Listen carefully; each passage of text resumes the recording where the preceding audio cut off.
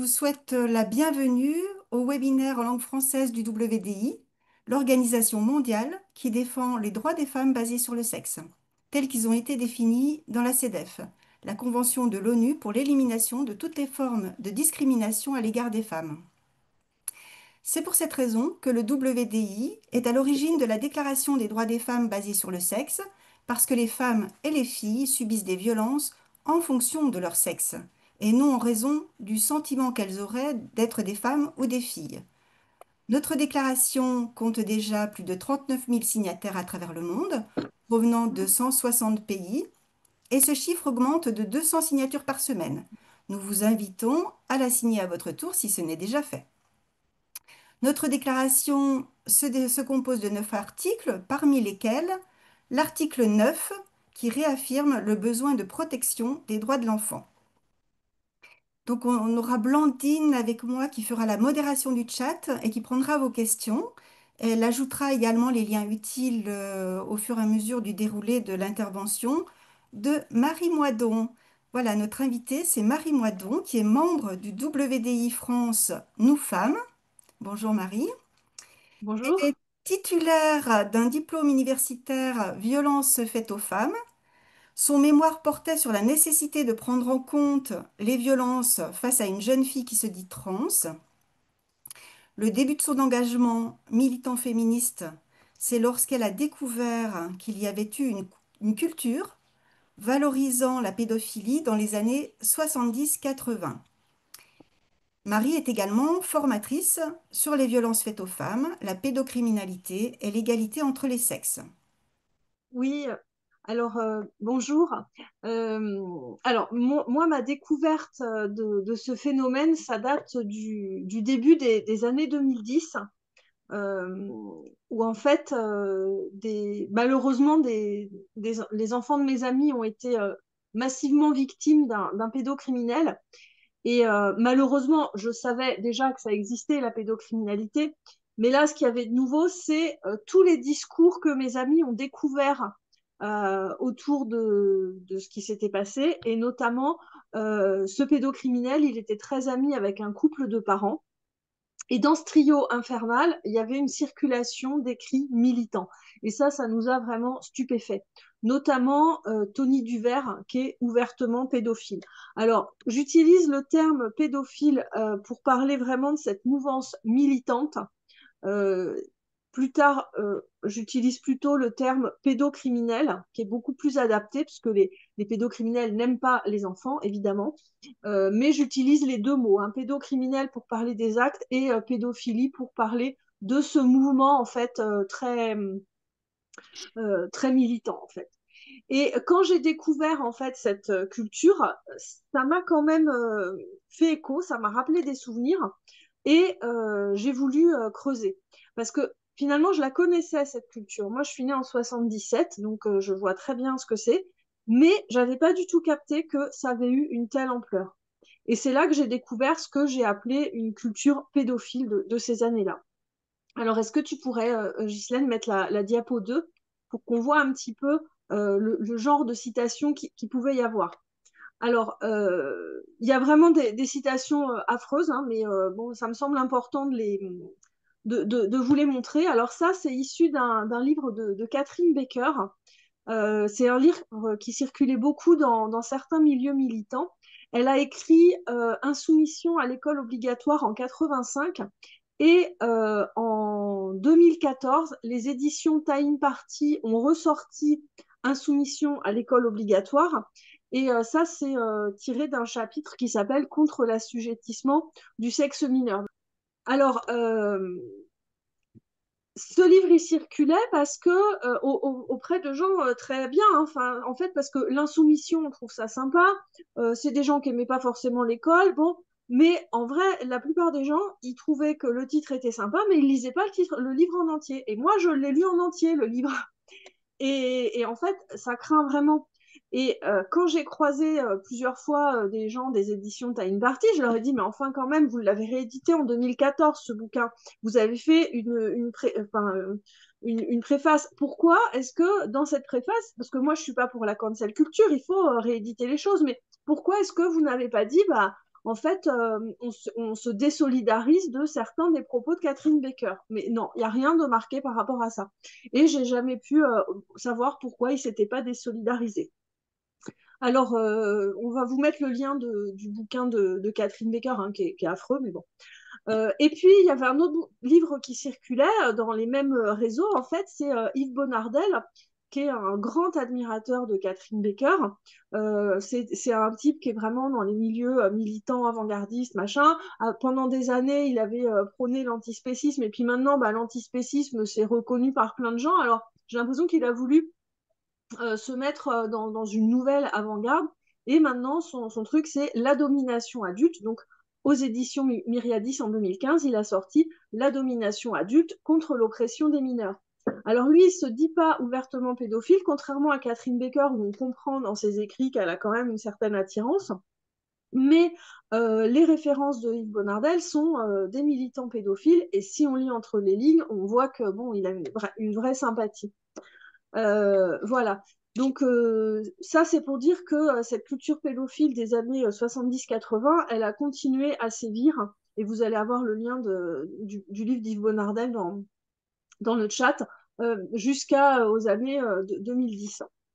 Et donc, suite à ça, j'ai fait des recherches, j'ai écouté, j'ai lu beaucoup de récits de victimes, j'ai lu des écrits militants aussi, et aussi des recherches en sciences sociales. Alors, le lien avec le transactivisme, pourquoi j'en parle aujourd'hui? C'est parce que quand des années après, j'ai découvert l'offensive du transactivisme sur les enfants, je me suis rendu compte qu'il y avait une conception de l'enfance commune. Enfin, ça m'a rappelé enfin, ça m'a vraiment rappelé cette culture pédophile parce que c'est la même conception de l'enfance, des bases idéologiques communes, un héritage commun. Alors en premier, je vais vous parler du vécu de qu'est-ce que les victimes de ces années-là ont vécu et qu'est-ce qu'il y a de commun dans leurs récits, parce que j'ai vraiment repéré des points communs. Et ensuite, dans un deuxième temps, je vous parlerai de la stratégie politique de ces militants pédophiles. Voilà. Alors, donc, on va passer à la diapo 4. Qu'est-ce qu'elles vivaient, du coup, ces victimes de cette mouvance dans les années 70-80 et peut-être même après? Bah, vivaient ce que vivent toutes les victimes, c'est-à-dire la rencontre avec un agresseur qui a une stratégie. Et cette stratégie, elle est universelle, hein. Il s'agit de repérer une victime et puis de mettre en place les conditions pour passer à l'acte en isolant la victime et en la dévalorisant, et de passer à l'acte en faisant quelque chose d'absolument terrorisant pour la victime. Et évidemment, assurer son impunité en inversant la culpabilité, en recrutant des alliés et en verrouillant le secret. Alors ça, c'est commun à tous les agresseurs, hein, que ce soit des violents conjugaux, des violeurs, des pédocriminels. En fait, c'est commun à tous les agresseurs. Mais les agresseurs, malgré tout, ils s'adaptent à leur milieu et à leur époque. Et ils tirent profit de tous les éléments de leur environnement. Et dans les années 70, ben en fait, il y avait une proximité avec, enfin, ça faisait pas longtemps, mais 68, qui était quand même un mouvement pour la liberté. Et notamment, il y avait aussi des revendications des jeunes. Enfin, à l'époque, en France, la majorité était à 21 ans. Donc voilà. Et les pédophiles, ils s'engouffrent, donc les militants, ils s'engouffrent dans la brèche et ils parlent de liberté des enfants. Ils vont utiliser, en fait, ils vont surfer sur la vague de mai 68, où il y avait quand même des choses assez intéressantes, pour dire, ben, en fait, non, mais c'est pour la liberté des enfants, c'est contre l'ordre bourgeois, etc. Et ils vont complètement nier l'enfance et l'existence de spécificité de l'enfance. Alors, comme je vous disais, euh, d'abord l'agresseur, il repère une victime. Et dans ces années-là, ils vont la séduire en utilisant ses besoins spécifiques, notamment d'attachement et de sécurité affective. En fait, on a une citation de Vanessa Springora, parce qu'en fait, voilà, elle parle en fait du manque d'amour. Et en fait, bah, quand Maznev arrive, alors voilà, je vais. Vanessa Springora, en 2020, elle a écrit Le consentement. C'est dans lequel elle raconte en fait les violences en fait de Maznev, hein, enfin la relation qu'elle avait avec Maznev où elle est il allait utiliser en fait toute cette séduction. Et Maznev, c'était un pédocriminel célèbre, en fait, qui écrivait des livres, qui racontait ses crimes dans ses livres, et il était reçu sur les plateaux télé, et tout le monde trouvait ça super cool de le recevoir. Notamment, il était passé sur Apostrophe, vous devez avoir le lien dans le chat. Et Vanessa Springora, en fait, elle explique comment il va la séduire en disant, c'est la première fois que quelqu'un de mon entourage utilise en s'adressant à moi ce vous qui flatte instantanément mon ego en même temps qu'il me place d'emblée sur un pied d'égalité avec lui. Et ça, c'est vraiment typique de ces années-là, c'est-à-dire que l'agresseur faisait croire à l'enfant qu'ils étaient égaux et qu'ils le considéraient. Et ça, c'est très embêtant parce que ça détourne des adultes protecteurs et ça détourne des parents qui peuvent être les adultes protecteurs, puisque quand la mère de Vanessa Springora essaye de mettre sa fille en garde contre ce sale type, en fait, ben, la petite a dit bah, c'est n'importe quoi, j'ai pas 8 ans. En fait, voilà. Et ça fait que ça, c'est très compliqué après pour les adultes de protéger leur enfant, puisque bah, eux, ils n'ont pas la séduction de leur faire croire que c'est des adultes ou des grands, quoi. Alors, je vous parlais du secret. En fait, souvent, euh, il n'y a pas de secret. Dans ces années-là, c'est vraiment une particularité, c'est que il vaut mieux, eux, en fait, ils se sont dit, bah, vaudrait mieux changer la société pour ne plus avoir à se cacher. Et effectivement, Maznev, il parle publiquement des viols qu'il commet, en fait. Francesca J, c'est une des autres victimes de Maznev, qui a écrit L'arme la plus meurtrière. Vous allez avoir le lien dans le chat. Elle parle vraiment du rôle qui est joué par l'ensemble du milieu intellectuel, artistique, etc. Et puis, on a l'école en bateau qui a été fondée en 69 par Kamenev. Et en fait, Kamenev, il écrivait assez clairement, on pouvait comprendre hein, que ce qui se passait sur le bateau, en fait, il violait les gosses. Hein. Dans sa revue, c'était quand même assez clair, mais il y avait des pubs pour l'école en bateau qui passaient à la télé et tout. Et il emmenait pendant des mois des enfants sur un bateau, vivre une grande aventure, loin des parents, évidemment. Et en 2013, il a été condamné pour viol et agression sexuelle. Il y aura pas mal de citations, parce qu'il y a des victimes qui ont témoigné dans deux reportages, dont un qui a été réalisé par deux anciennes victimes, Laurent Esnault et Réjeanne Varro. Donc, vous allez avoir les liens vers les deux films. Et tout ça, ça fait que ben, l'enfant, il ne peut pas dévoiler, puisque tout le monde le sait déjà. Et en plus, on a des enfants qui voient l'ensemble de leur entourage, voire de la société, cautionner ce qu'ils sont en train de subir.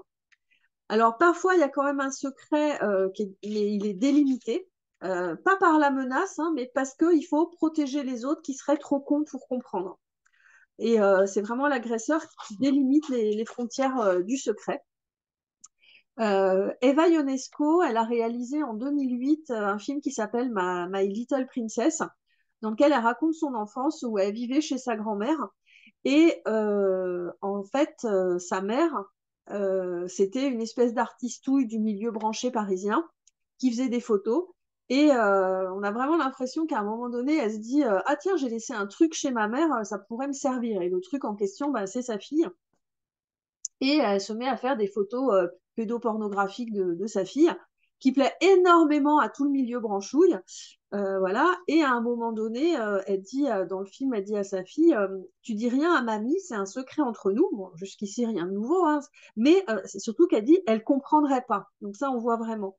Et de la même façon, en fait, la mère de Vanessa Springora, au départ, elle n'est pas d'accord, mais elle finit par s'accommoder de la présence de Maznev et elle finit par dire à sa fille que bon, quand même, les grands-parents ne doivent pas savoir. Et c'est vraiment le pédocriminel qui délimite les frontières. Et ce qui fait que si le secret il est délimité comme ça, en fait, l'enfant il est isolé du reste de la société dans un groupe qui ne partage pas les valeurs de l'ensemble de la société et donc dans une sorte d'élite. Et ce secret, ce qui avait de particulier, c'est qu'il ne s'était pas dit clairement aux enfants, c'était sous-entendu. On savait qu'on ne devait rien dire parce qu'il ne fallait pas choquer les bourgeois, les réacs, les coincés. C'est vraiment une innovation, c'est suggéré. on comprend qu'il y a une vérité inaccessible au plus grand nombre. Et ça, un ancien élève, un ancien élève de l'école en bateau dit, par les discussions à bord, euh, on comprenait que quand on sortait du bateau, c'était pas forcément bien compris par l'extérieur, ni même compris du tout. Donc, pour éviter les complications, le plus simple, c'était de pas en parler. Et il y a aussi une peur. Le secret, il est aussi parce que les enfants ont peur de trahir ceux qui veulent notre liberté. On ne va pas trahir quelqu'un qui fait ça pour notre bien et pour notre liberté. Donc, les enfants peuvent se sentir redevables et on ne peut pas se révolter contre quelqu'un qui veut notre liberté. Enfin, c'est impossible, en fait. Benoît, il dit, je me rappelle, j'avais qu'une trouille, c'est que mes parents découvrent ce qui se passait sur le bateau. Ça aurait été la trahison de ma part. Et pareil, lui, il dit, ce qui se passait à bord, ça devait rester à bord. Les autres gens, ils ne pouvaient pas comprendre. Alors tout ça, ça fait que bah, ce qui est secret, c'est pas l'acte, c'est la version de la victime. Et donc, elle est complètement piégée parce que les gens, ils savent que les actes ont lieu, il voit la victime qui semble aller bien, voire qui dit agir librement, qui joue le bonheur parce que en fait, il faut pas trahir, il faut pas vexer l'adulte qui dit vouloir notre liberté. Et la victime, elle peut être amenée à dire publiquement qu'elle est d'accord. Donc après, bah, c'est très compliqué de revenir sur ses dires. Et la victime est coincée pour pas paraître inconsistante. Alors, Judith Godrèche, en 2023, elle a réalisé une série qui s'appelle Icon of French Cinema, euh, dans lequel elle raconte en fait qu'elle était en couple avec un adulte, hein, Benoît Jacot, et en 2023, elle a porté plainte contre Benoît Jacot et Jacques Doyon. Donc, on voit que l'enfant ne dit pas du tout bah, ce qu'il a au fond, en fait. Et dans cette situation, les enfants, ils pouvaient pas élaborer leur propre récit parce qu'ils étaient coincés dans une situation absolument dégueulasse, à sourire en disant «Oh, on est content, voilà, c'est des bons acteurs, hein, les victimes». Et la version réelle de la victime, elle était tout au fond entre le dégoût et la dépendance à l'adulte. Il faut des années pour se libérer du discours du récit de l'agresseur. Il faut déjà être sorti de la situation, comprendre qu'il s'agissait de viol, hein, parce que le discours de l'agresseur, c'est qu'on a de la chance de bénéficier d'autant de liberté. Hein. Et ensuite, il faut encore des années pour élaborer son propre récit. Parce qu'en plus, ça, c'est un des élèves de l'école en bateau qui dit bah, ça m'a beaucoup troublé, questionné, et je me disais, je suis pas normale parce que en plus, on est censé aimer le cul dans ces années-là. Enfin, désolé de dire comme ça, mais en fait, les enfants qui aimaient pas, ben, en fait, il y avait un problème. On est censé aimer ça, c'est bon. Donc là, l'enfant, il se dit, je suis pas normale. Et en fait, il dit, bah, ça m'a sidéré, ça m'a stupéfait, mais pour moi, j'ai pas crié parce que c'était pas vraiment une agression, parce que pour moi, c'était quelqu'un de gentil, voilà. Et puis ensuite, pour élaborer son propre récit, il faut avoir compris pourquoi on n'a pas pu appeler au secours, pourquoi on n'a pas saisi les mains tendues, parce qu'il y avait des gens quand même qui essayaient de venir et de dire il y a quelque chose qui n'est pas normal, qui essayaient de venir en aide à ces enfants, de les protéger. Et en fait, ce qui était terrible, c'est que bah, ces adultes, les enfants, les nommaient avec les mêmes mots que l'agresseur. Alors que, en vrai, enfin voilà, c'était bah, des coincés, des réacs, des bourgeois, etc. Et ça, c'est assez terrible. Il y avait une espèce de double pensée. Alors, la conclusion à en tirer, c'est de façon générale, quand on dit il faut écouter les concernés, oui, d'accord, mais les concernés qui sont sortis de la situation, hein, parce que vraiment, moi, ça me rappelle complètement quand j'entends des survivantes de la prostitution qui disent, mais à l'époque, je disais que c'était génial, etc. Parce qu'en fait, et c'est exactement la même chose qu'ont subi les victimes des pédocriminels de ces années-là, c'est qu'en fait, le propre récit de la victime, il peut être élaboré qu'une fois sorti de la situation et une fois qu'on a fini par comprendre pourquoi, en fait, on tenait ce discours-là.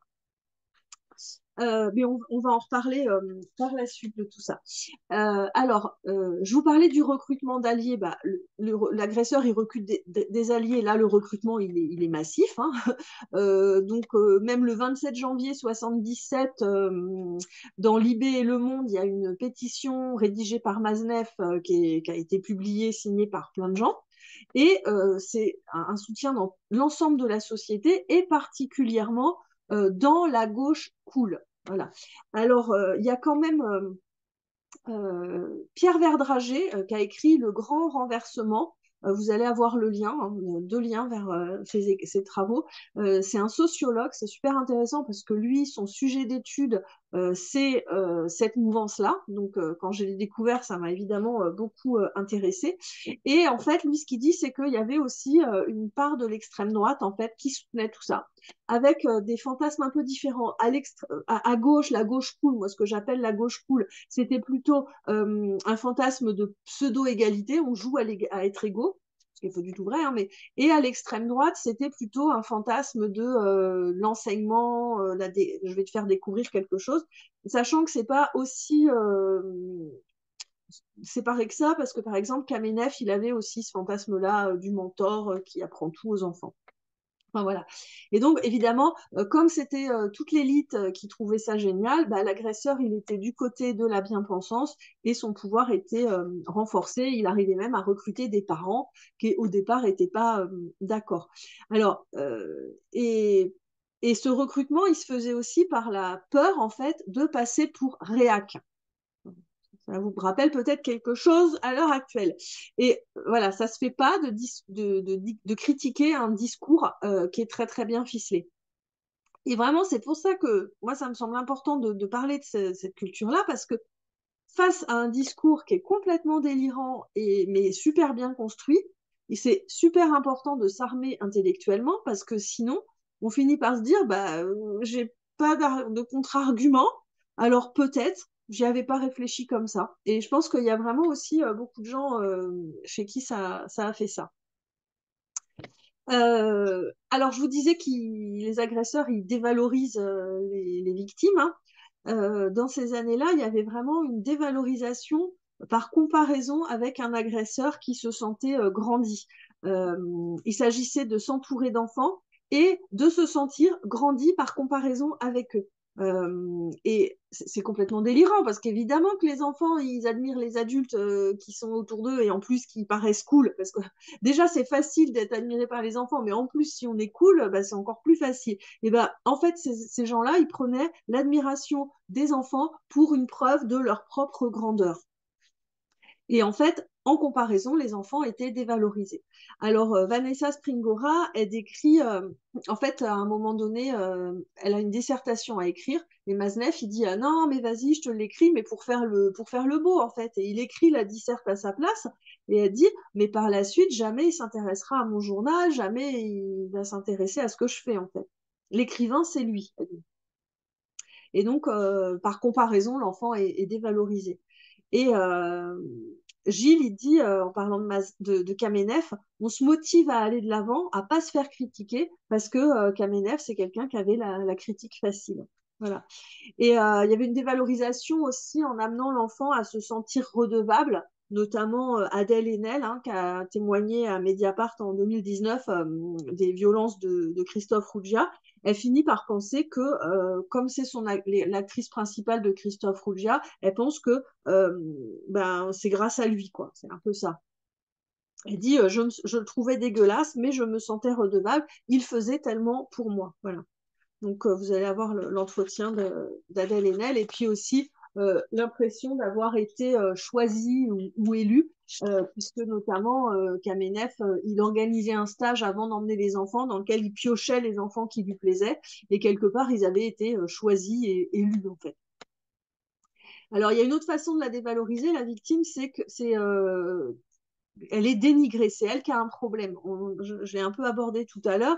Elle n'est pas assez libérée. Dans le film My Little Princess, on voit Irina Ionesco, donc, qui est super bien incarnée par Isabelle Huppert, qui rechigne à la petite, elle rechigne parce qu'il y a une photo particulièrement impudique et elle rechigne. Et là, on a la mère qui dit je savais pas que tu étais inhibée comme ça. Alors, quand on n'a pas connu ces années-là, en fait, on ne voit pas la violence de cette phrase, mais en vrai, être coincé, c'était vraiment être une merde. Et, euh, et en fait, dire ça, c'est vraiment lui dire, si on est inhibé, c'est la pire des insultes, en fait, hein, dans ces années-là. Et voilà. Et puis, il y avait aussi une dévalorisation par la haine de l'enfance, hein, sur l'école en bateau. On reprochait aux enfants d'avoir des besoins d'enfants comme celui de voir ses parents. Voilà. Je vous parlais de l'inversion de culpabilité. Il y avait aussi une négation. Là, c'était plutôt une négation de culpabilité. Il y a un exemple assez marquant, enfin, assez révélateur. C'est un des victimes de Kamenev qui raconte que sur le bateau, il vient voir l'enfant, il le touche d'une façon totalement inappropriée, ce qui provoque chez ce pauvre petit garçon une réaction physiologique. Et ensuite, Kamenev lui fait croire qu'il aurait normalement dû avoir honte de cette érection, et il fait semblant de le rassurer en disant mais non, mais t'inquiète pas, c'est normal, etc. Donc en fait, là, c'est vraiment une façon d'invisibiliser complètement son crime. Et du coup, l'enfant, de nouveau, se sent redevable parce que quelque part, il était fautif, mais le gentil Kamenev l'a rassuré. Vous voyez cette perversion, et ça, c'était quelque chose d'assez spécifique à cette époque. Alors, je vous parlais des agresseurs qui isolent leurs victimes. Bah, cet isolement, c'est un isolement par rapport à la loi, par rapport à l'ensemble de la société réac. Hein. C'est vraiment un isolement de type sectaire. Et les victimes, elles étaient souvent dans une forme de double pensée enfermée dans leur tête, hein, c'est-à-dire je hais ce qui m'arrive, c'est les adultes en qui j'ai confiance qui me le font subir, et ceux qui dénoncent, c'est des abrutis. Voilà, cette double pensée. Voilà, avec, il faut couper le cordon avec le reste de la société. Et puis aussi, notamment sur l'école en bateau, on comprend bien que les enfants, ils étaient isolés de leur famille. Et Baptiste, il dit, en parlant de l'école en bateau, il dit, quand on a 10 ans, on est en énorme demande d'affection. Et là, l'affection qu'on pouvait recevoir, c'était dans les rapports sexuels avec les adultes. Donc voilà, cet isolement, ça participe vraiment de la stratégie de l'agresseur.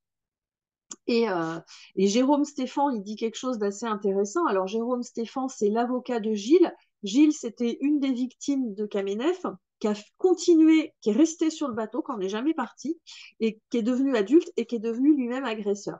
Et Jérôme Stéphan, il dit, il y a différentes étapes par lesquelles vont passer les enfants et qui vont les amener à considérer finalement que tout ça, c'est la norme. Et effectivement, hein, même sans devenir agresseur, beaucoup de victimes avaient l'impression que c'était la norme, d'autant plus s'il y avait été complètement isolés.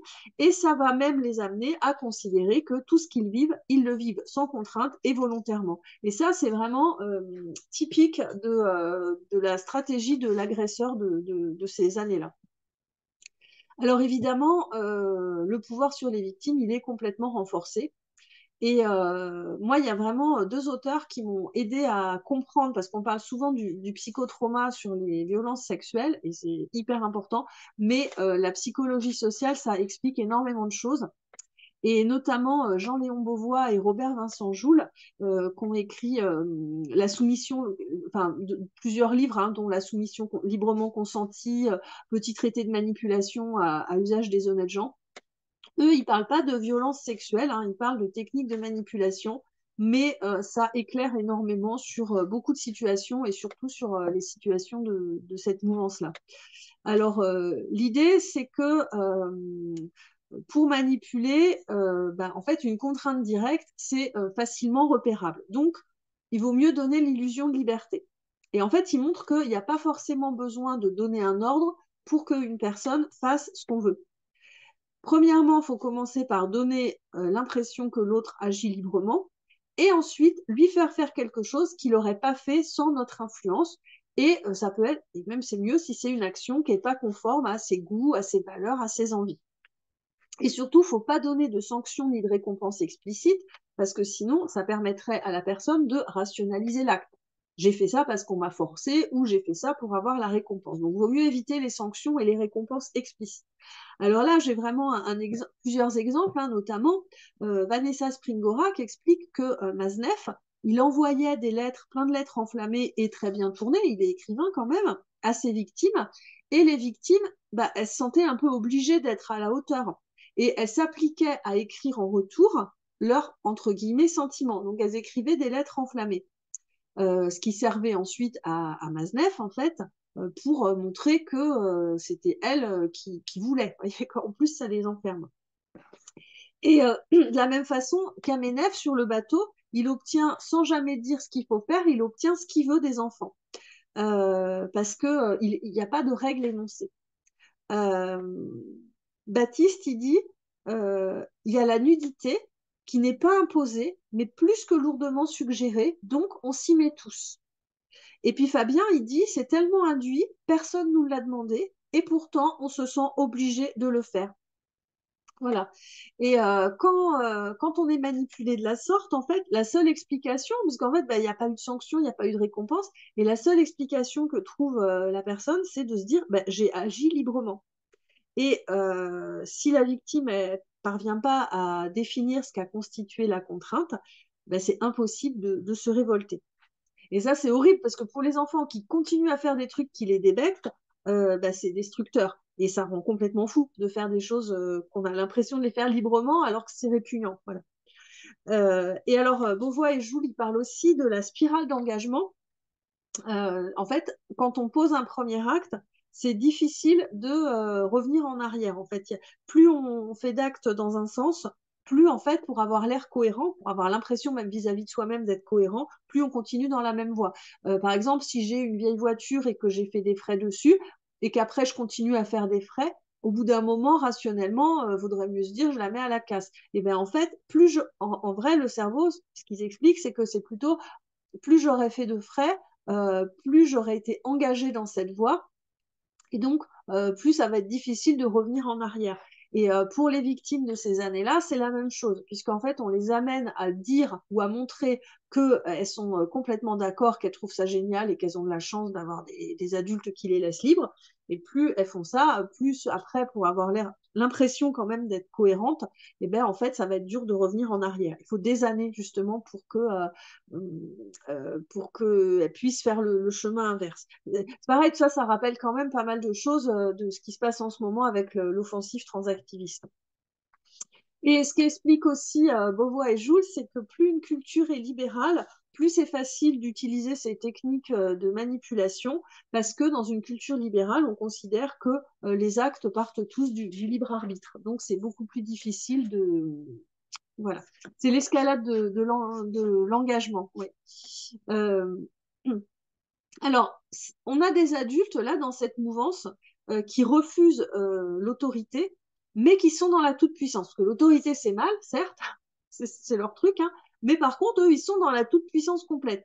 Le pouvoir, c'est la capacité de faire quelque chose à quelqu'un. Donc, on voit que eux, ils avaient la capacité de leur faire des choses.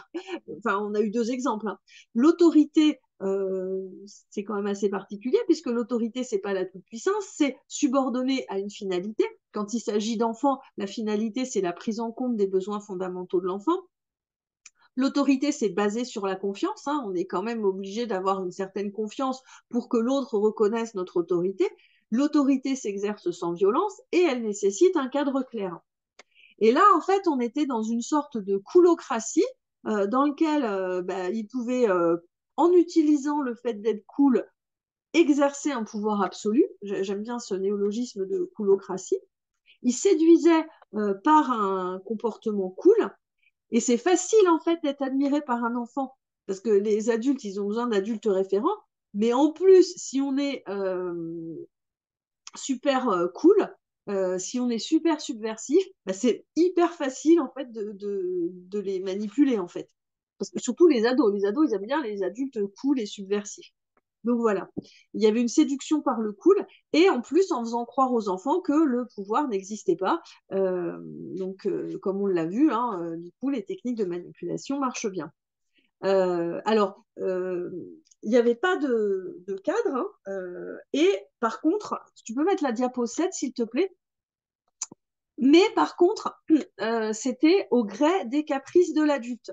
La diapo 7, on le voit, où en fait, Claude Sigala, hein, qui avait un lieu de vie, il dit, ici, nous avons des limites, pas celles de la loi, ok, d'accord, mais celles de toi et moi, aujourd'hui et maintenant. Non, tu n'as pas le droit de prendre l'autre pour un objet. En fait, il n'y a pas... Alors, il dit, oui, il y a des limites, mais en fait, on ne sait pas vraiment lesquelles. Et la diapo suivante est beaucoup plus parlante enfin encore plus, c'est alors là l'école en bateau. Il ne s'agit pas d'une communauté avec ses règles et sa philosophie, mais de groupes pratiques dans lesquels on vient passer un certain temps de son existence. Les règles sont établies par l'expérience. Et alors, ça, c'est tout à fait. En fait, là, on voit qu'il est dans la toute-puissance, puisque l'enfant, il arrive, il ne sait pas quelles sont les règles, et en tâtonnant, parce que les règles sont établies par l'expérience, il va réussir à savoir ce qu'on attend de lui. Et Baptiste, il dit, je ne comprenais pas ce qu'on attendait de moi. Et ça aussi, je pense que ça participait à cette espèce de pouvoir qu'ils avaient sur nous. Bah oui, évidemment, il n'y a pas de cadre, donc on ne sait pas ce qu'il faut faire. Voilà. Et alors aussi, parce que ça va peut-être vous paraître bizarre, mais souvent, il y avait une ambiance super sympa. C'est-à-dire que Camille Kouchner, elle a écrit La Familia Grande, dans lequel elle raconte en fait les viols que son frère subissait de la part de son beau-père, un type célèbre dans le monde politique. Mais en fait, elle décrit vraiment une ambiance de fête, de la convivialité, une ambiance de liberté avec des discussions politiques, philosophiques et tout. Et, euh, et c'est très bizarre en fait, parce que ouais, il y avait une ambiance sympa et ça enlève rien du tout à la souffrance, mais ça rajoutait à la séduction et ça rajoutait à la difficulté de dénoncer en fait tout ça. Vous allez avoir le lien vers la Familia Grande. Alors, il s'agissait maintenant les parents là-dedans. En fait, beaucoup de parents essayaient de protéger leurs enfants, hein, mais évidemment, face à une toute-puissance séductrice, c'était très difficile d'exercer son autorité parentale. Euh, quand c'est la petite Vanessa qui dit à sa mère, mais j'ai pas 8 ans. Et effectivement, en fait, en replaçant l'enfant comme enfant, ben en fait, l'enfant il préfère aller vers celui qui le prend pour des grands. Voilà. Et en fait, les agresseurs, ils vont complètement saper cette autorité parentale qui permet la confiance, qui permet de protéger l'enfant, en disant, de toute façon, les parents, c'est des bourgeois, c'est des réacs, voire maintenant, c'est des cis. Voilà. Donc, il y a vraiment un travail de sape de l'autorité parentale. Et dans ces années-là, on avait aussi des parents agresseurs ou complices. Hein. Ils disaient pas, je te livre mon gosse, bien sûr, mais ils disaient, oh, je l'autorise, mon gosse. Non, cet être libre à avoir sa propre sexualité. Enfin, c'était ça aussi, hein, ce que j'ai retrouvé des années après aussi. Pourquoi j'interdirais à cet être libre, etc. Et puis, on avait aussi des familles, des parents incestuels, hein, voilà. Donc, ça a existé aussi. Et puis, on a les parents cool. Tu peux mettre la diapo 10, s'il te plaît. Fin des années 2000, j'ai croisé des gens en fait qui faisaient partie d'un réseau de discussion sur les rapports adultes-enfants. Je l'appellerais le réseau Carotte. Et au début, j'avais l'impression que c'était le concours de l'enfant le plus mal élevé. Ils ont un site internet Enfance buissonnière et dans ce groupe, il y avait des mantras qui circulaient. Alors, il y avait des gens qui n'étaient pas du tout pro-pédophiles ni rien, mais il y avait quand même ça circulait. Enfin, en tout cas, sur le site Enfance buissonnière, c'est quand même assez marqué. Les mantras, c'était il ne faut pas éduquer, l'école c'est mal. Alors Bonardel, il a dû les croiser, hein, je pense, parce qu'il dit ils sont pas éduqués. Effectivement, hein, les enfants que j'ai croisés, il y avait personne qui leur posait de limites et c'était assez catastrophique. Et dans ce collectif, il y avait en fait des parents et aussi d'autres adultes. On ne sait pas du tout ce qu'ils faisaient là, ces adultes, à part s'extasier devant des enfants qui étaient non éduqués, qui insultaient les flics, qui insultaient les passants dans la rue et qui criaient brûle ton école parce que en fait, un des adultes, qui était un homme un peu la tête pensante de ce réseau-là, il écrivait des contes qui se terminaient toujours par la morale, brûle ton école, parfois avec la maîtresse dedans, hein, et les enfants, ils réclamaient qu'on leur lise ces contes, évidemment, ils ne savaient pas lire, hein, ces enfants, et ils passaient leur temps à répéter l'école c'est la prison, l'école c'est la prison, ils n'y avaient jamais mis les pieds, mais bon voilà, et ils criaient brûle ton école, et ça faisait et les adultes étaient très très très contents de voir ces enfants qui criaient ça. Bon. Euh, sur ce site de l'enfance buissonnière, je ne sais pas si tu peux mettre la diapo 11, il y a des textes qui circulent sur la non-éducation. Il y a beaucoup de textes de Baker, de Bonardel, etc. Et donc, c'était... voilà. Là, c'est un anonyme, hein, j'ai pris cette citation. Il critique le fait que les parents aient un droit de regard sur les relations sexuelles des petits, en fait, hein. Et pour eux, il y a des relations sexuelles consenties avec les enfants mineurs. Donc ça, c'est vraiment très récent, hein, c'est les années 2010. Et Bonardel, il est vraiment, il regrette très clairement la période des années 80. Enfin, je sais qu'à un moment donné, dans une note de bas de page, il dit que c'est une conception de l'enfance qui a disparu dans les années 80. Voilà. Voilà. Et après, ils vont modeler, je ne sais pas si tu peux mettre la diapo suivante, il s'agit de modeler l'enfant fantasmé. Notamment, bah, je vous ai dit, hein, Maznev qui écrivait, enfin, qui faisait en sorte que ses victimes lui envoient des lettres. Et puis, donc l'idée, c'est, oui, voilà, c'est celle-là, pardon. L'idée, c'est vraiment que ben ils sont pas éduqués et on est content parce que ils vont bien. Mais on ne sait pas sur quoi ils se basent pour dire qu'ils vont bien, parce que de toute façon, si d'autres enfants disent qu'ils vont bien, par exemple, je sais qu'à un moment donné dans le livre, il dit bah oui, il y a un enfant qui dit qu'il va bien en allant à l'école, c'est forcément que cet enfant qui dit aimer l'école, il est sous la domination de la pensée dominante. Par contre, quand les enfants de son milieu disent qu'ils vont bien, et ben là, il faut les croire. Enfin, voilà. Euh, alors donc, il y a vraiment enfin, voilà, une façon de modeler l'enfant. Et Gilles, il décrit ce qui attirait Kamenev chez les enfants. Il dit il était en admiration devant les très jeunes enfants qui exprimaient des choix, des décisions. Ça l'émerveillait. Donc, en fait, on a un adulte qui clame la liberté de l'enfant.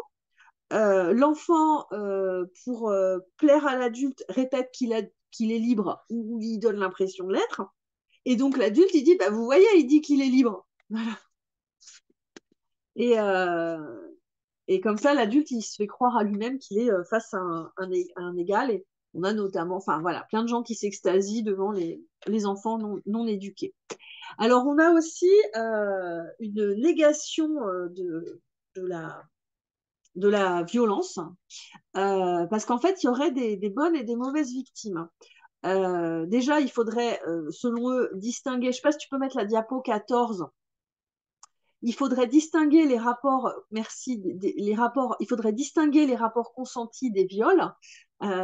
Et puis ensuite, si on a une victime qui est violée par des gens extérieurs à cette mouvance, c'est forcément des vraies victimes. Mais si c'est des enfants qui sont violés par la bande de pots de cool, enfin, des gens qui font partie de cette mouvance, ouais, mais nous, il n'y a pas de rapport de pouvoir, etc. Si la victime a dit, mais c'est OK, ça va bien, parce que les victimes faisaient, comme je vous dis, faisaient croire que ça allait, ben, c'est la preuve que c'est acceptable. Si la victime dit, mais non, mais c'était horrible, c'est une preuve qu'elle est influencée par la bourgeoisie. Et c'est vraiment le sens de cette citation de Claude Guillon.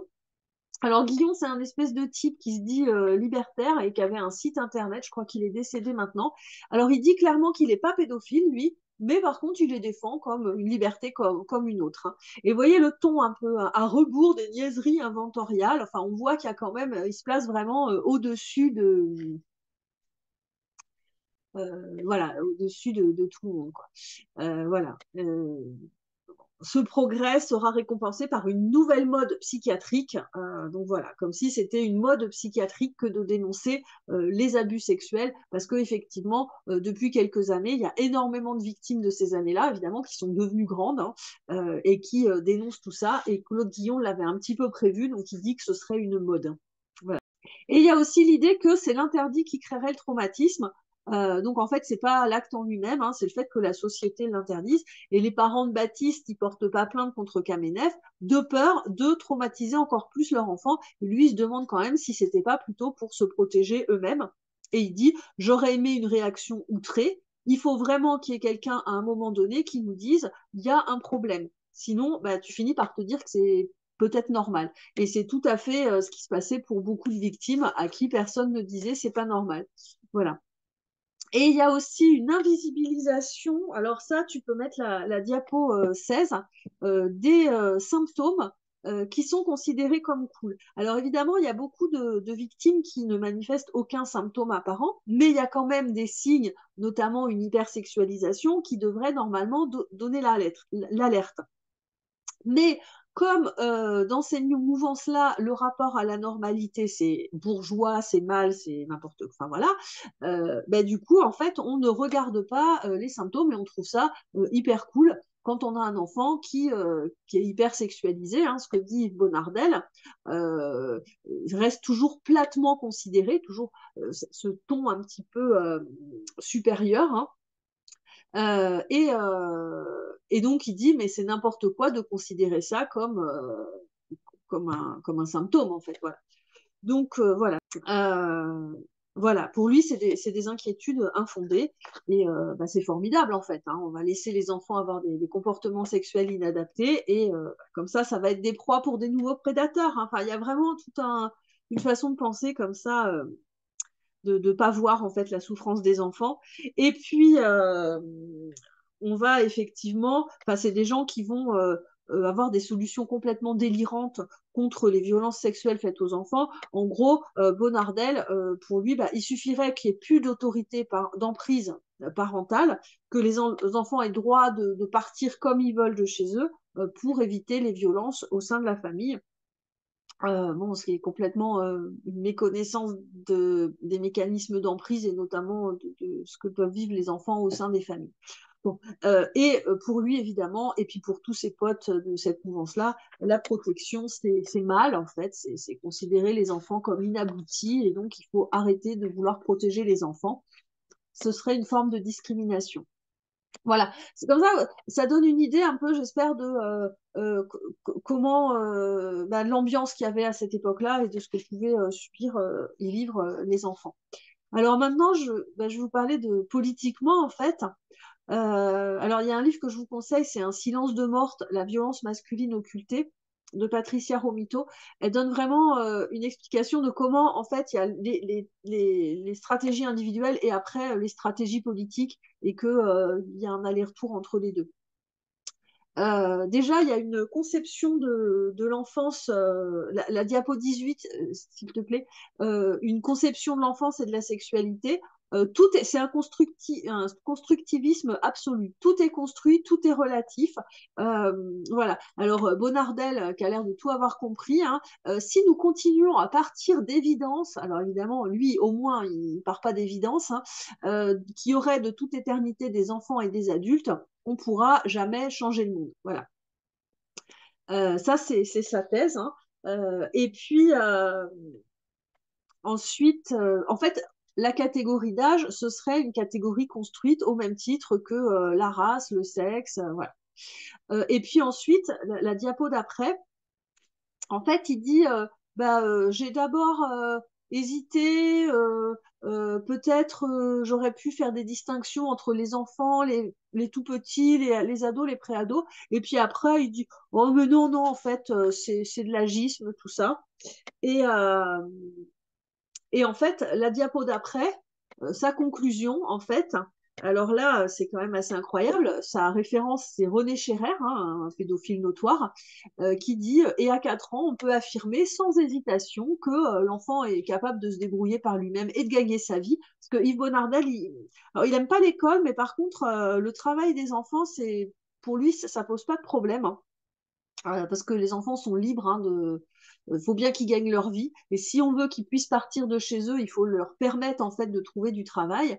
Donc voilà, le travail des enfants, ça ne le gêne pas du tout. Et donc, à 4 ans, l'enfant est un majeur. Voilà.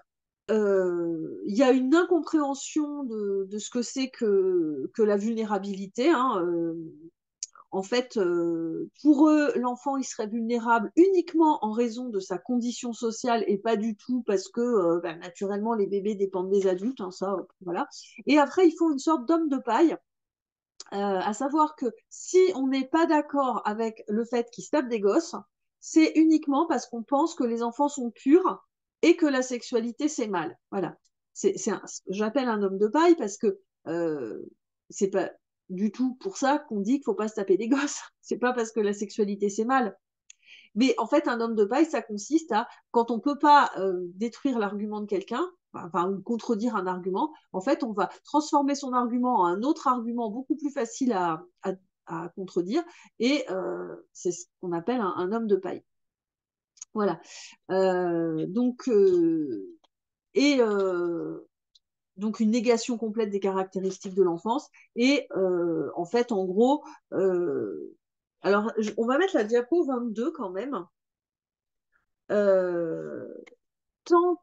Alors il y a celle-là, donc ça c'est la citation de Claude Guillon, donc en fait, où là il dit que, bah, en fait, ceux qui veulent pas que les enfants, enfin qu'on se tape des gosses, c'est parce qu'ils trouvent que la sexualité c'est mal. Et celle d'après, la citation d'après, en fait, en gros, ce que dit Bonardel, c'est que pour éviter les violences sexuelles sur les enfants, ben, en fait, il faut arrêter le joug adulte, et ça leur permettra de vivre, de décider en gros avec qui ils couchent et avec qui ils couchent pas, les enfants. Voilà. Donc, enfin, je sais pas si vous voyez quand même, il n'y a pas trop besoin de lire entre les lignes pour comprendre son positionnement quand même, hein.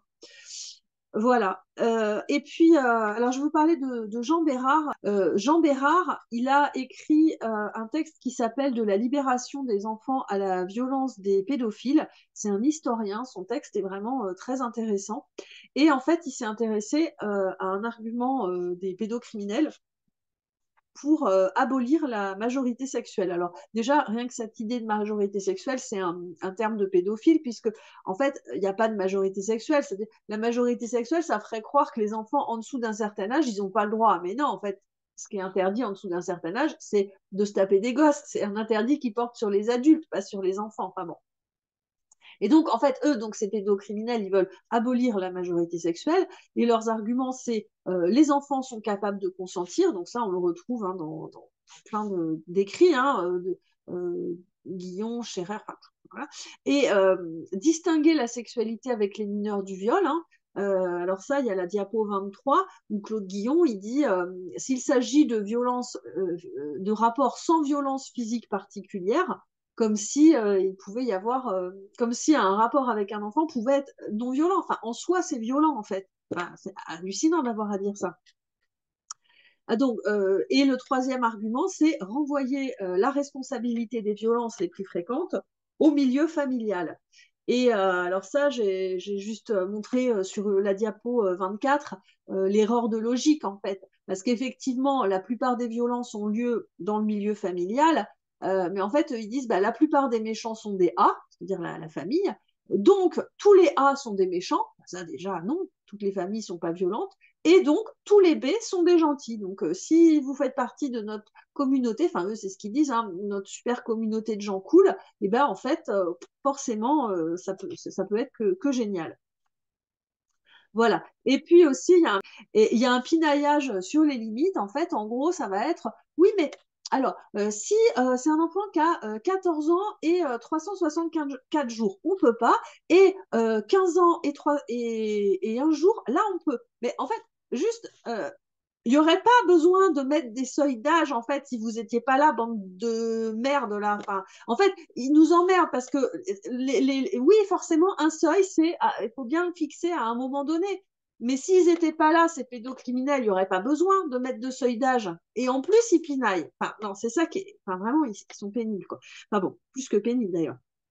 Donc ils pinaillent, ils pinaillent, ils pinaillent. Et puis alors il y en a, ils disent oui, mais alors, mais non, mais en fait la puberté, elle est pas au même âge. J'ai eu cette discussion avec une femme du planning familial il y a quelques années. Elle me disait, ben non, mais en fait on n'a qu'à dire que c'est à partir de la puberté. Mais de quoi tu parles? Ben, il y a des gamines, elles ont leurs règles à 9 ans en fait. Enfin non, il faut un âge euh, fixé par la loi. Mais vraiment, ça leur fait pas de fixer des frontières en fait. Donc, les besoins fondamentaux de l'enfant sont complètement liés, hein, évidemment. Et ensuite, la diapo 25, voilà, c'est une citation du manifeste de Cuisa, hein, c'est publié dans Émouvance du collectif Réseau Alternative. Hein, c'était plein de lieux Alors, il y en a peut-être où il n'y avait pas de violence sexuelle, mais en tout cas, en lisant, on a l'impression quand même qu'il y a beaucoup de violences sexuelles. Et en fait, on voit que protection et répression, pour eux, c'est la même chose. Voilà. Euh, alors, comme je vous disais, tout ça, c'est arrivé après mai 68. Et en fait, j'ai lu Malka Markovitch qui a écrit L'autre héritage de 68, la face cachée de la révolution sexuelle. Elle est historienne et elle a retracé l'ambiance dans laquelle les gens ont vécu pendant toutes les années après 68. C'est absolument passionnant, vous allez avoir le lien.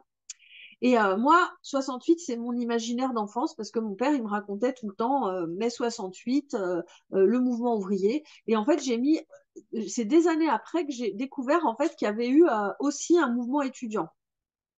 Et c'était quoi le lien entre ces deux mouvements? Et ben, ce que je me suis dit, c'est que dans les deux mouvements, ils disaient ne pas aimer les bourgeois. Mais alors pourquoi? Qu'est-ce qu'ils leur reprochaient? Et en fait, je me suis rendu compte qu'il y avait eu un glissement sémantique du mot bourgeois. Parce que pour les ouvriers, le bourgeois, bah, c'est leur patron. Pour les étudiants, le bourgeois, bah, ça peut être leur père, par exemple, hein. Et pour nombre d'entre eux, c'est ce qu'ils deviendront. Alors, qu'est-ce que c'est qu'un bourgeois? Bah, pour les marxiens, c'est le propriétaire des moyens de production, donc production industrielle et puis parfois production intellectuelle. Et puis après, il y a une évolution et ça devient le bourgeois, c'est celui qui tient l'ordre moral, c'est lié à la violence familiale. Alors ça, on peut le comprendre parce que pour l'étudiant, si son père c'est un bourgeois et qu'en plus c'est un violent familial, il se dit, bah, le bourgeois, c'est lui qui incarne la violence familiale. Bon. Et puis ensuite, c'est devenu le bourgeois tout ce qui est opposé à la jouissance immédiate. Et alors pourquoi? On ne sait pas. Il y a la diapo 27, s'il te plaît. Il y a deux mouvements et plusieurs revendications. Dans le mouvement ouvrier, la revendication, c'est le socialisme, hein, c'est la volonté d'égalité. Et l'égalité dans le socialisme, c'est vu comme un rapport social, c'est-à-dire dans lequel les individus ou les groupes humains, non seulement ils ont les mêmes droits devant la loi, hein, ce qui en France est le cas, mais aussi où les rapports de force seraient équilibrés. Et là, ce n'est pas le cas entre les prolétaires et les capitalistes. Et là, on voit bien que la classe bourgeoise, elle est identifiée. Et le rapport social, bah, c'est un rapport entre deux groupes sociaux qui ont des intérêts antagonistes. Donc les prolétaires et les capitalistes, a priori, ils ont quand même des intérêts antagonistes, hein, avec une exploitation. Mais en 68, il n'y avait pas que le capitalisme, hein, dans les choses qui n'allaient pas. Et en fait, les féministes, elles ont mis aussi en lumière l'existence d'un rapport social entre les sexes, les rapports sociaux de sexe. Et ce rapport social, autant dans le capitalisme, le rapport social, c'est l'exploitation de la force de travail par la plus-value, autant dans le patriarcat, le rapport social, c'est une appropriation de la personne de l'épouse pour s'approprier ses capacités reproductives. Bon, voilà. Et puis, il y avait aussi le mouvement lesbien. Le mouvement lesbien, c'était rattaché au féminisme. Donc, le modèle féministe, il convenait en fait. Et aussi, il y a eu l'apparition de nouvelles revendications liées à la liberté dans le mouvement étudiant et les libertés individuelles et le mouvement homosexuel.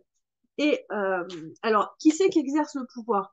Sur les prolétaires et les femmes, bah, il y a un rapport social inégalitaire. Donc, en fait, c'est les hommes, c'est les bourgeois, c'est les capitalistes. Sur les homosexuels, c'est la norme sociale. Et il n'y a pas de rapport social entre les homos et les hétéros. Il n'y a pas de rapport d'intérêt antagoniste entre les homos et les hétéros. Alors, c'est qui exerce le pouvoir sur eux?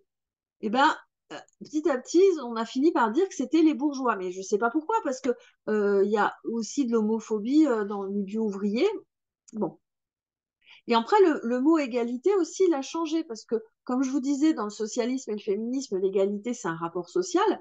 Et dans le mouvement homosexuel, bah, c'est d'avoir les mêmes droits que les hétéros, ce qui enlèverait rien aux hétéros.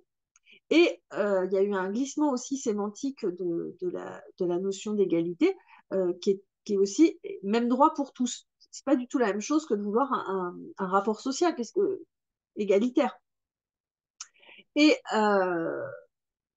ensuite, on avait un mouvement d'émancipation collective avec le féminisme et la lutte contre le capitalisme. Et, en fait, dans le mouvement homosexuel, petit à petit, est apparu un mouvement de subversion. Mais là, la subversion, c'est plus individuel, on va dire. Et c'est ce qui est bien aussi, mais voilà. Mais par contre, ce qui est bizarre, c'est qu'il y a eu un ennemi commun, la bourgeoisie. Alors autant je comprends pour le mouvement ouvrier, autant pour la lutte homosexuelle, pour tout ça, je ne vois pas trop. Mais bon. Et donc, en fait, avec des définitions différentes. Le rapport social a transformé, il est objectivable hein, dans le cadre de la lutte socialiste, mais contre la liberté individuelle, on ne voit pas trop ce que la bourgeoisie vient faire là. Et donc, en fait, quand on parle de bourgeoisie, ben, ça devient une norme. Et en fait, c'est plus un rapport social objectif matériel, c'est des valeurs. Voilà. Et tout ça, ça fait que on va à la fois lutter contre la bourgeoisie avec une autre définition et en même temps euh, être dans un libéralisme extrême. Alors le libéralisme à la base, c'est plutôt bien. Enfin, c'est des principes universels qui permettent à chacun de ne pas être inquiété pour ce qui relève de leur vie privée. Mais ce que j'appelle le libéralisme extrême, c'est de considérer que tout relève du libre arbitre sans tenir compte de ce qui pèse sur l'individu. Notamment le libéralisme économique qui dit bah, le prolétaire, il est libre de vendre sa force de travail. Et aussi, je ne sais pas si tu peux mettre la diapo 28, la prostitution, ce serait un choix individuel. Et tout ça, c'est complètement contraire aux principes socialistes. Et ensuite, dans le libéralisme économique, dans le libéralisme extrême, il y a aussi les enfants sont, comme n'importe quel individu, libres de faire des choix. Alors, ça, c'est Gail Fetterson qui est cité par Yves Bonnardel dans son livre. Et en fait, on voit que bah, l'interdit de la prostitution, ce serait une oppression envers les enfants. Et on voit que la diapo d'après, la 29, si tu peux la mettre, alors là, Yves Nardel, il parle d'autodétermination hein, en disant c'est dégueulasse qu'il n'y a que les adultes qui ont le droit de s'autodéterminer. Alors là, il parle pas, enfin voilà, l'autodétermination, c'est vraiment un terme qui revient chez les libéraux extrémistes. Hein. Euh, et en fait, voilà, il critique les lois contre la prostitution. Voilà, et la liberté, c'est le seul rempart contre la violence, puisque en fait, vu que tout rapport matériel de pouvoir, en fait, voilà, c'est ça, c'est qu'en fait, à la base, la notion d'égalité, on parlait de rapport social, mais comme là, tout rapport matériel de pouvoir est nié et que le pouvoir, c'est uniquement un truc diffus, une espèce de norme, on ne sait pas qui c'est qui l'applique. En fait, on ne voit plus les rapports sociaux, et ce qui fait qu'on peut aller vers un libéralisme extrême en se disant, bah, écoute, si chacun fait ce qu'il veut, tout ira bien. Si les enfants, ils ont envie de partir de chez eux parce que les parents sont méchants, bah, il suffit de leur autoriser, quoi. Plus besoin de protection. Vous voyez à quel point c'est libéral. On renvoie complètement les victimes et les enfants à leur propre responsabilité. Alors, voilà. Tout ça, ça amène à ce que en fait, Gabrielle Russier, c'était une enseignante qui avait plus d'une trentaine d'années, qui a eu une liaison avec un de ses élèves de 16 ans. C'était en 69 ou 70. Et elle a été condamnée, évidemment, les parents ont porté plainte. Elle a été condamnée à 1 an de prison avec sursis. Et pauvre choupinette, elle était malheureuse, elle s'est suicidée dans son appartement. Alors, il y a plein de gens qui ont dit oh la pauvre, oh là là, je voulais juste aimer un enfant. Hein. Et alors, il y a André Cayatte qui a fait un film qui s'appelle Mourir d'aimer, qui a été repris très récemment par José Dayan. Il a été refait, ce film. En fait, là, on voit vraiment que l'égalité défendue, c'est pas une égalité de rapport social, hein, comme on l'avait vu dans le socialisme et dans le féminisme, mais une égale répartition de l'accès aux droits et aux ressources, y compris si ces ressources sont des enfants.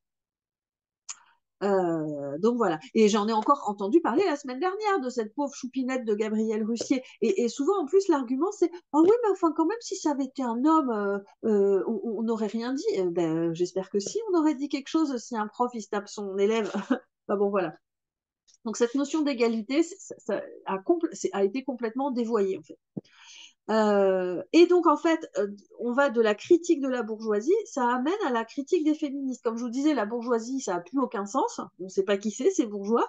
Donc, en fait, c'est la famille qui est le modèle bourgeois. Donc, on n'aime pas le patriarcat. Bon, personne n'aime le patriarcat, mais en fait, on ne sait plus ce que ça veut dire. Donc, en fait, la famille, c'est mal. Euh, mais qui c'est qu'incarne la famille? Ben, c'est souvent les mères hein, qui vont essayer de faire obstacle à la toute-puissance. Et puis, sauf si ses parents ils sont d'accord. Par exemple, il y a Flavie Flamand qui a écrit La Consolation. En fait, elle a été victime de David Hamilton, qui était un photographe qui violait plein de gamines. Et en fait, sa mère, elle l'emmène chez lui. Il les accueille à poil. Elle dit, oh, bah, je viens la chercher quand, voilà, tout va bien. Et pareil, Bonardel, il dit, lui, il aime bien les enfants de son entourage, hein, parce que ils sont pas éduqués. Donc en fait, il y a quand même des familles. Voilà, c'est ça. C'est que d'un côté, ils disent la famille, c'est l'espace où on peut être naturel, brutal, c'est dégueulasse, mais en même temps, ben, ils vont quand même trouver qu'il y a des familles sympas. Et donc tout ce qui fait obstacle à la liberté individuelle, c'est mal parce que c'est bourgeois. Donc les mères, c'est forcément des bourgeoises, hein, parce qu'elles appartiennent à la famille et elles font quand même obstacle à la liberté de ces messieurs dames.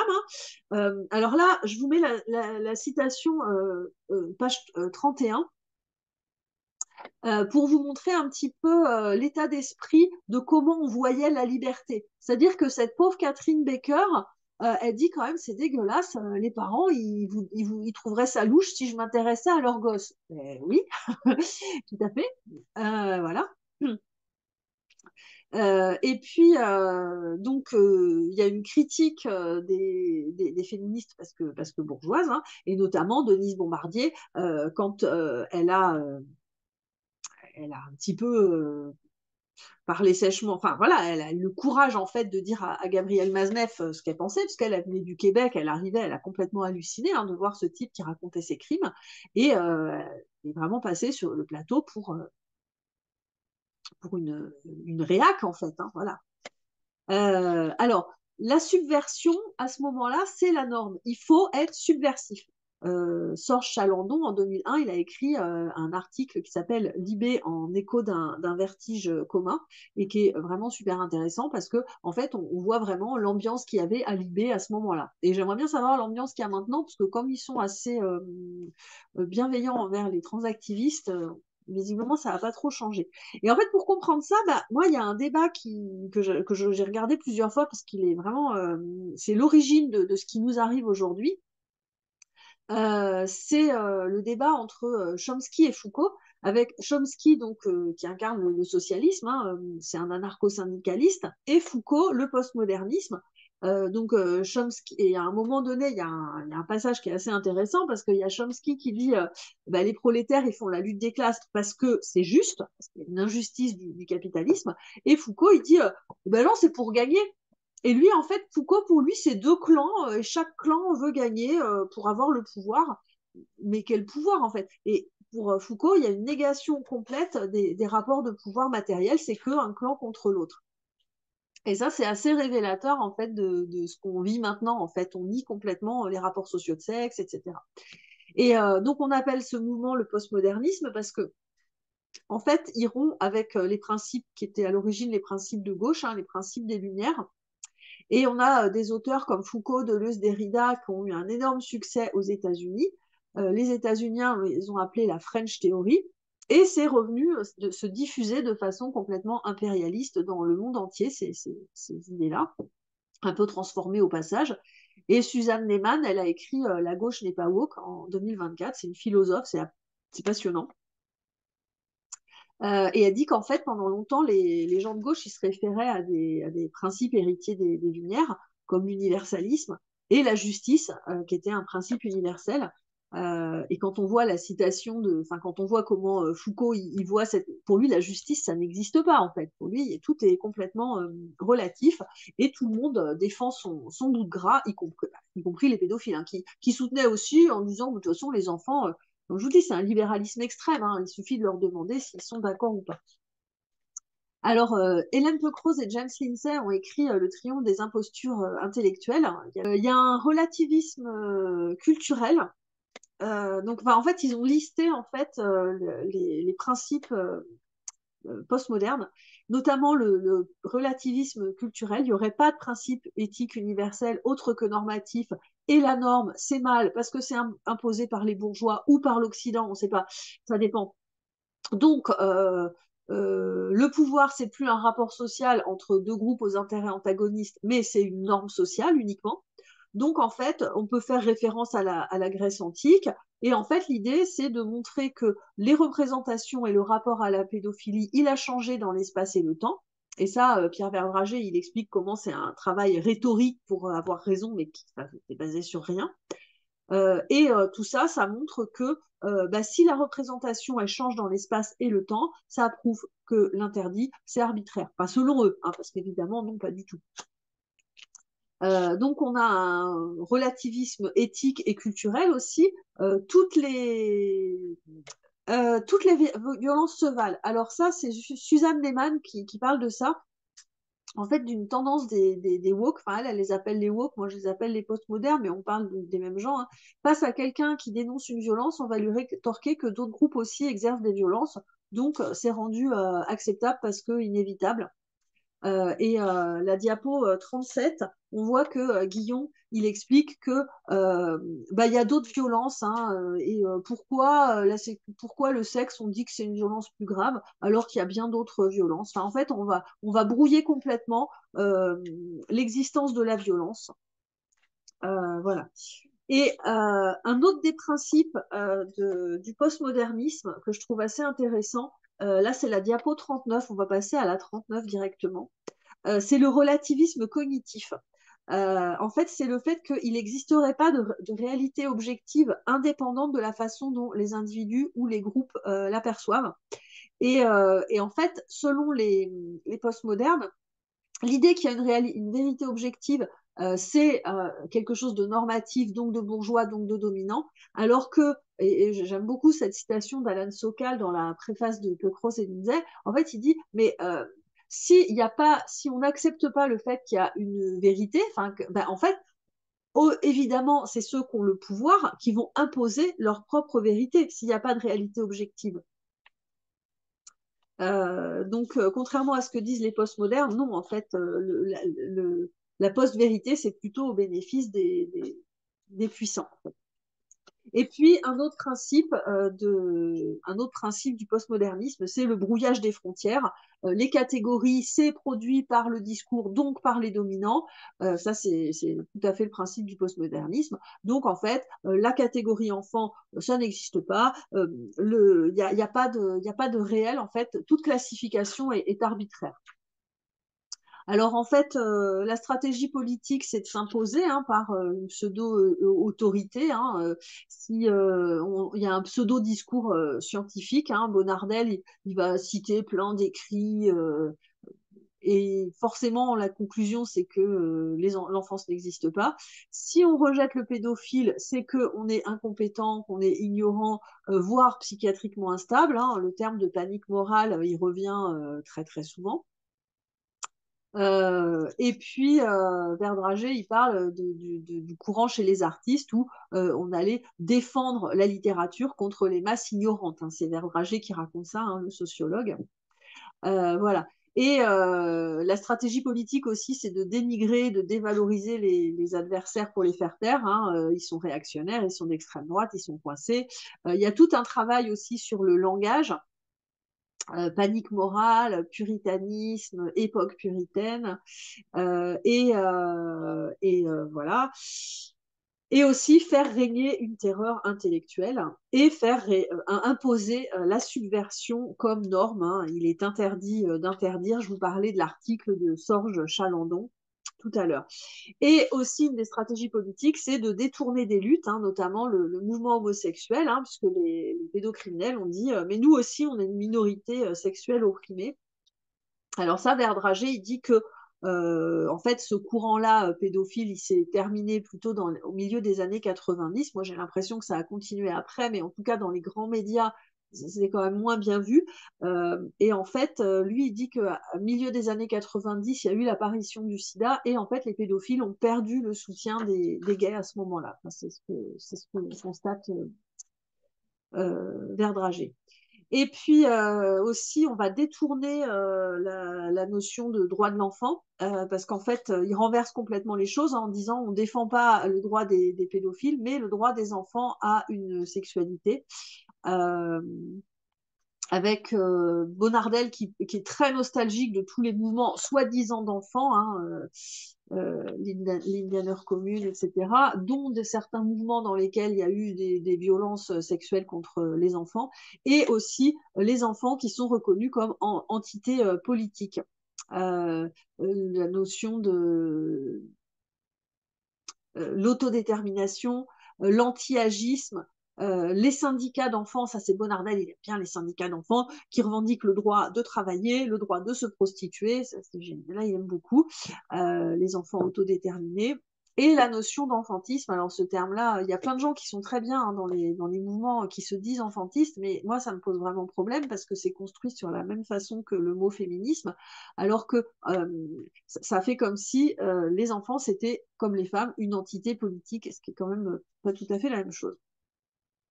Un détournement aussi, hein, on va détourner les revendications, parce qu'en fait, dans les années, en 68, il y avait aussi une revendication des ados hein, qui avaient presque 21 ans, et en fait, on va faire comme si il y avait, on allait défendre les droits des enfants, mais en mélangeant ces gens qui ont presque 21 ans avec des tout petits, en fait. Et puis, je vais un peu plus vite, hein. Euh, la convergence des luttes, en fait, c'est ça, c'est au lieu de penser un projet de société égalitaire, sans classe, sans voilà, en fait, c'est une espèce de patchwork de tout ce qui est cool. On prend un truc, ah ça c'est cool, allez, je le rajoute dans mon patchwork, et tout ça, c'est soutenu par la gauche cool. Alors, voilà, moi, ça m'inquiète quand même pas mal parce que, bah, encore aujourd'hui, hein, Verdrager, il dit que ça s'est terminé fin, milieu des années 90, mais en 2016, en France, on a une loi qui devait passer pour avoir enfin un seuil en dessous duquel on considère qu'un enfant, systématiquement, c'est considéré comme un viol s'il y a un rapport sexuel avec un adulte et qui peut jamais être consenti quand même. Donc, les gens ont pinaillé comme je sais pas quoi. J'ai re-entendu à cette époque-là parler de cette pauvre choupinette de Gabrielle Russier, gna, gna, gna, gna, qu'on avait empêché une histoire d'amour, etc. En 2021, enfin, on a eu un âge, c'est 13 ans, hein, en dessous duquel il peut pas, on considère que l'enfant ne peut pas consentir, sauf que il y a quand même eu une clause qui a été rajoutée, c'est pour ça que c'est 13 ans, au départ c'était 15, mais que s'il y a moins de 5 ans de différence d'âge, eh ben en fait, c'est pas forcément un viol, enfin, c'est très compliqué, quoi. Et puis, le film de Jean-François Richer, un moment d'égarement, en 2015, qui est sorti en 2015, qui est une reprise du film de Claude Berry. Vous allez avoir les liens qui étaient en 77. Alors, un moment d'égarement, ça raconte, 2015 hein, quand même, l'histoire de deux pères qui partent en vacances chacun avec leur gamine, et il y en a un qui se tape la fille de l'autre, et puis en fait, tout le film est fait pour montrer que dans certaines situations, quand même, bon, bah, ça peut arriver. Ce qui me fait dire, oui, c'est ça, la clause Roméo et Juliette. Toute la façon dont, encore la semaine dernière, j'entendais parler de Gabrielle Russier, de l'affaire Russier, mais en fait, elle est montrée comme une victime. C'est complètement hallucinant, quoi. Le fait que Bonardel a quand même assez récemment sorti son bouquin, la réédition de Becker, les éditions Time Party qui continuent à diffuser ce bouquin-là, le fait que maintenant, on a enfin, depuis 2021, une loi qui dit bah, les enfants, ils peuvent pas consentir, mais on dit quand même qu'ils peuvent consentir à la transition. Enfin, voilà. Donc, et en plus, le fait que, j'en parlerai peut-être après, il y a quand même énormément de points communs avec le transactivisme. J'ai parlé longtemps. Je ne sais pas s'il y a des questions. Merci beaucoup Marie pour cette magnifique présentation, ouais, passionnante en tout cas. Alors je crois qu'il y a, est-ce qu'on a un petit peu de temps pour les questions? Il y aurait deux questions. Oui. Une première question qui concerne, voilà, qui demande, est-ce que c'est spécifique à la France ou y avait-il un mouvement similaire dans d'autres pays concernant les tentatives de normaliser la pédocriminalité ou d'imposer la pseudo-vérité des pédos et la négation de la notion d'enfance? Alors, bah, par exemple, je sais que pour avoir vu l'intervention de Denise Bombardier, visiblement au Québec, il n'y avait pas ça, parce qu'elle, elle était très choquée. Mais j'ai l'impression quand même que en Europe, il y avait des mouvements comme ça, notamment le fameux réseau Carotte dont j'ai parlé à un moment qui est plus récent. Ils sont très en lien avec des groupes en Allemagne. Et Yves Bonnardel, en fait, il parle de réseaux qui sont en Allemagne. Donc apparemment, dans d'autres pays d'Europe, il y a eu ça. Dans le livre de Bonnardel, en tout cas, il y a des choses en Allemagne. Oui, certainement qu'il y a des tentatives un petit peu partout. On n'en a pas forcément connaissance. Ouais. Alors, il y avait une deuxième question. As-tu une explication pour le fait que des lesbiennes, notamment Gail Rubin, ou Rubin, Ouais. défendent aussi l'émancipation des enfants et même la sexualité intergénérationnelle? Alors, cette personne dit qu'elle n'imagine pas, donc c'est Athéna, hein, qui n'imagine pas que Ouais. cela ait un lien avec la pédophilie. Alors, l'explication au fait qu'il y ait des lesbiennes qui soient mis là-dedans, mais Défendu. en fait, les prédateurs, il y en a de partout, en fait. Il y en a chez les hommes, alors il y en a beaucoup plus chez les hommes, mais chez les femmes, il y en a aussi. Enfin, quand on voit Catherine Becker, c'est une vraie pédatrice. De la même façon que l'autre, cette pauvre choupinette là, Gabrielle Russier, c'est une prédatrice aussi. Alors évidemment, il y a plus d'hommes. C'est 98% des agresseurs sont des hommes, mais il y a aussi des femmes. Donc Alors justement, tu parlais de Gabriel Russier. Est-ce qu'on pourrait faire un parallèle? Enfin, c'est donc Blandine qui, dans le chat, disait, est-ce qu'on peut aussi se poser la question par rapport à l'épouse de notre président? bah, après, moi, j'ai tendance à considérer que c'est aux victimes de se déclarer victimes et que c'est à lui de faire son chemin aussi, quoi. Et s'il le fait, il aura mon soutien, enfin, évidemment. Mais voilà, on peut pas imposer à une victime on peut lui dire, mais Oui. je suis pas la psy d'Emmanuel Macron. Enfin, voilà, je suis pas dans la position de lui dire ça, quoi. Mais oui, c'est la même situation. Oui, tout à fait. Et la clause Roméo et Juliette dont tu parlais, on peut être victime en ayant un écart d'âge de 1 an ou 2 ans, comme on peut être victime au-delà de 5 ans. Enfin, cette clause, elle n'a pas beaucoup de sens, en fait. La clause. Alors en fait, on peut quand même être reconnu comme victime.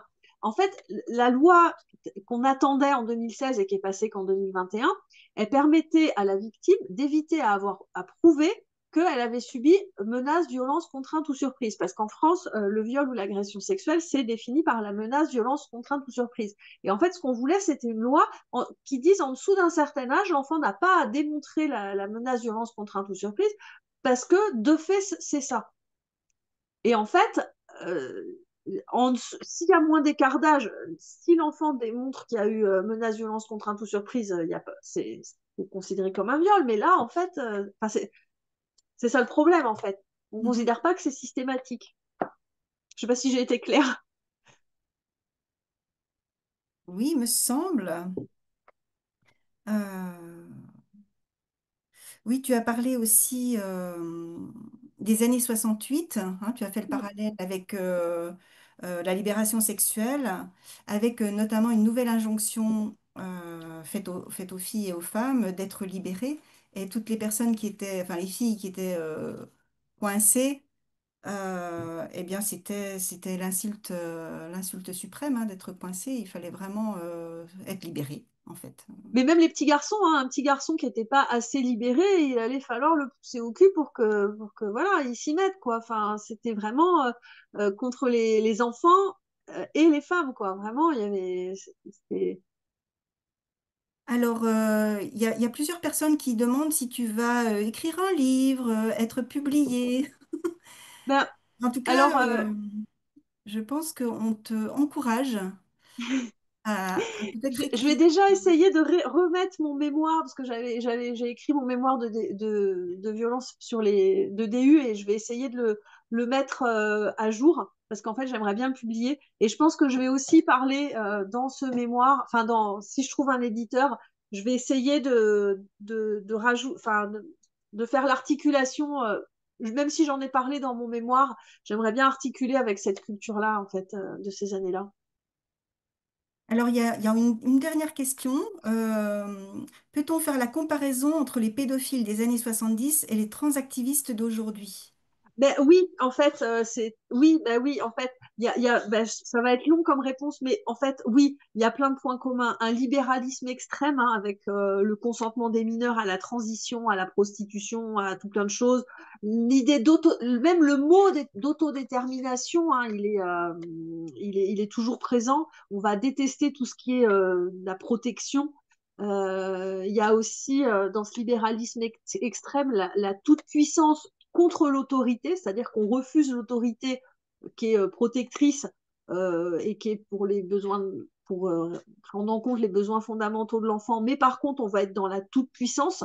Notamment, il y a un passage au tout début du livre de Céline Masson et Caroline Eliachev, le Sermon d'Hippocrate, un témoignage croisé entre une jeune fille qui avait voulu transitionner et son père. Et ils racontent en même temps ce qu'ils vivent. Et on voit que ce papa, il essaye de protéger sa fille comme il peut. Et ça m'a vraiment fait penser au moment où Vanessa Springora, sa mère, essaye de la protéger, puis qu'elle dit j'ai pas 8 ans. Et en fait, à côté du papa qui essaye de dire à sa fille, non mais attends, avant de te faire couper les seins, avant de tout ça, peut-être on va essayer de trouver des solutions. Et cette jeune fille, elle subit une pression coulocrate de la part de l'association transactiviste. Et à un moment donné, elle dit, mais j'ose plus leur dire que j'ai des doutes parce que j'ai peur d'être rejetée. Et vraiment, il y a une similitude dans ce que décrivent en fait les victimes des transactivistes et des victimes de ces années-là, avec aussi la même chose sur le temps long. Enfin, quand je parlais de la comparaison du récit de la victime des pédocriminels des années 70 et des récits des victimes du système prostitueur, je remarque en fait la même chose chez les détransitionneuses. Cette difficulté en fait à élaborer son propre récit et puis comment on peut, en ayant affirmé qu'on était super content d'être en couple avec ce vieux, comment on peut, après avoir dit que non, non, non, je suis un garçon et j'en suis persuadée, ben, on peut pas du jour au lendemain changer de façon de faire. Mais en fait, tout ça, c'est lié aussi enfin, à des gens qui sont dans la toute-puissance et qui amènent l'enfant à plus du tout élaborer sa propre pensée. Ce que essayait de faire justement le papa qui témoigne dans le livre de Céline Masson et Caroline Eliachev, où lui, il amène sa fille à réfléchir par elle-même, quoi. Et pareil, autre point commun, c'est la sophistication du discours qui sidère complètement les parents et plein d'adultes bah, qu'adhèrent faute de mieux. Hein. Et puis aussi, un autre point commun, c'est les pratiques sectaires, hein, la rupture avec la société qui de façon un peu élitiste. Évidemment, hein, la même, bah, c'est le postmodernisme hein, et le rapport aux catégories, hein, je l'ai dit tout à l'heure, hein, le sexe, l'âge, les catégories, ça n'existe pas, et aussi le rapport à la norme qui fait qu'on ne va pas voir les symptômes. Quand on a un enfant comme Bonardel, il trouve ça génial, un enfant qui est hyper sexualisé, on va dire mais non, il n'y a pas de symptômes parce que le symptôme c'est un rapport à la pathologie, mais d'où tu dis que c'est pathologique, d'où tu dis qu'il y a une norme, enfin voilà, c'est un peu la façon de penser. Et de la même façon, quand on a une jeune fille qui dit être mal dans son corps, on invisibilise complètement ces symptômes. Évidemment, un autre point commun, c'est l'utilisation de la cause homosexuelle en disant nous aussi, on est comme vous, alors que ça n'a rien à voir. Et une pseudo-subversion, hein, on dit détester l'ordre bourgeois, la norme 6, etc. Avec dans les deux mouvements bah, une réaction parce que bon, même si effectivement il y a eu des lesbiennes qui se sont mis enfin qui se sont mis dans ce mouvement-là, il n'empêche que globalement, et ça Pierre Verdrager il l'a bien documenté, le mouvement lesbien et le mouvement féministe étaient globalement contre. Et on retrouve en fait les mêmes protagonistes aujourd'hui en fait avec le transactivisme. Et, euh, et pareil, une perversion du langage, ça je ne sais pas si je l'ai dit, mais en fait on va utiliser le moins possible le mot enfant. On va parler de personnes mineures.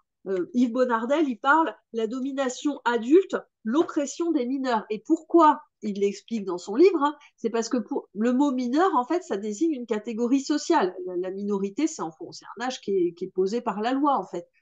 Et pour lui, ça, c'est pas, de fait, ça existe puisque c'est dans la loi. Mais par contre, l'enfance, pour lui, ça n'existe pas. Et on va pas, quand on commence à parler de mineur, c'est que quelque part, si on n'utilise que le mot mineur, en fait, c'est une façon d'invisibiliser l'enfance, quoi. Voilà. Tout ça, c'est ce que moi j'ai repéré comme point commun et surtout des années pour les victimes pour se réapproprier leur, euh, leur propre récit. Et aussi dans les deux situations, beaucoup de parents qui essayent de protéger, mais malgré tout aussi des parents cool, je déteste les cools, hein, des parents cool qui sont super contents d'avoir un singe savant, de montrer ah, regardez, je suis tellement cool que mon enfant est super libéré, mon enfant est trans, ça existe aussi, même si c'est pas la majorité, mais dans les deux situations, on a ça aussi, quoi. La coulocratie existe toujours, Oui, malheureusement. malheureusement. À bas la coulocratie. Non, mais Bien. c'est terrible. On peut pas se défendre contre la coulocratie. Enfin, pour les enfants, c'est très dur parce que ça séduit et ils voient pas le pouvoir en fait, alors qu'il est là. Eh bien, écoute, Marie, je crois qu'on arrive au terme de ce webinaire. Donc, la vidéo sera diffusée sur YouTube. Vous recevrez un lien par mail et vous pourrez la diffuser. Nos premières vidéos sont déjà sur YouTube. Vous tapez WDI francophone ou nous femmes. Vous recevrez une invitation par mail pour notre prochain webinaire. Et je vous rappelle que vous pouvez signer et partager la Déclaration des droits des femmes fondée sur le sexe sur notre site du WDI, womansdeclaration.com, tout attaché. Voilà, je vous remercie beaucoup. Merci, au mois prochain. Au prochain, oui, au prochain webinaire.